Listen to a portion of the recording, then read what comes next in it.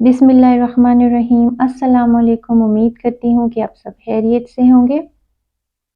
तो आज मैं आपसे अपने रमज़ान रूटीन शेयर करूँगी। नॉर्मली मेरे दिन का आगाज़ जो है वो तहज्जुद की नमाज़ से होता है। तहज्जुद की नमाज़ अदा करने के बाद मैं बाकी सब काम करती हूँ। तो सहरी का टाइम बस हो गया था। तो सबसे पहले मैंने तहज्जुद की नमाज़ अदा की, फिर जो तस्बीहात थी वो की। फिर मैं किचन में चली गई और सहरी तैयार की। सहरी करने के बाद फिर फ़जर की नमाज़ अदा की और कुरान पाक की तिलावत की। उसके बाद मैं दोबारा किचन में चली गई और जो भी किचन के काम थे वो मैं कर लेती हूँ सहरी के टाइम में। बर्तन वगैरह धोने के बाद फिर मैंने किचन की सफाई की।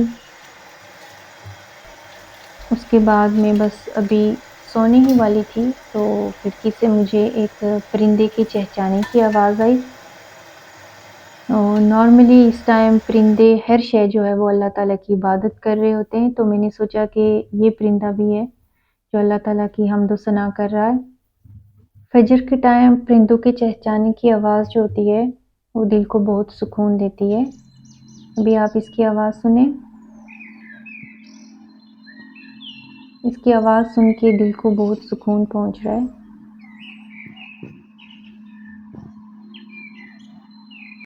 बस सुबह हो गई थी तो मौसम कुछ ज़्यादा अच्छा नहीं है, बारिश हो रही थी।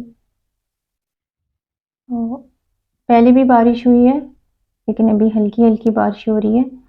तो मैं आपको कर्टन हटा के भी दिखाती हूँ कि आज का मौसम ऐसा था। तो उसके बाद फिर मैंने घर की कुछ सफाई वगैरह की, जो भी चीज़ें थी वो समेटी। फिर मैंने नमाज़ की तैयारी की। नमाज़ पढ़ने के बाद मैंने जो है वो तस्बीहात की। तस्बीह में ज़्यादातर इस्तिग़फ़ार की करती हूँ रमज़ान में। वो करने के बाद मैंने कुरान की तिलावत की। फिर कुरान पढ़ने के बाद जो भी घर के छोटे-मोटे काम थे वो किए, कुछ कपड़े प्रेस करने थे वो किए मैंने।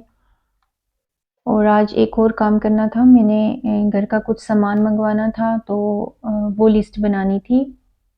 क्योंकि अगर मैं वो लिखूँगी नहीं तो मैं भूल जाती हूँ, तो वो चीज़ें रह जाती हैं। तो बस फिर मैंने लिस्ट बनाई और ये काम करने के बाद जो है वो मैं किचन में चली गई।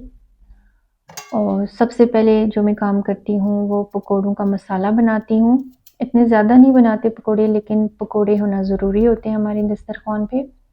पाकिस्तानी और इंडियंस इस बात को अच्छी तरह से समझते हैं कि दस्तरख़्वान पे ख़ास तौर पे रमज़ान में पकौड़े और जाम शीरी हो या रूह अफ़ज़ा जो है वो दस्तरख़्वान की शान होते हैं।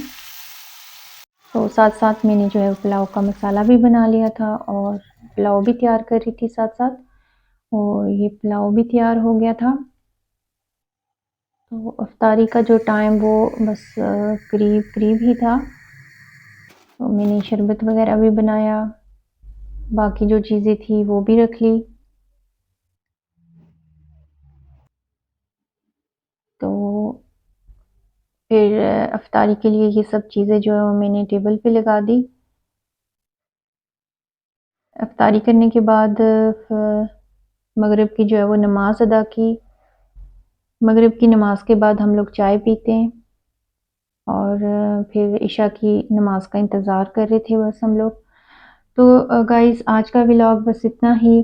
कमेंट्स में ज़रूर बताइएगा कि आपको मेरा व्लॉग कैसा लगा और मेरे चैनल को लाइक और सब्सक्राइब ज़रूर कीजिएगा और अपना बहुत सारा ख़्याल रखिएगा।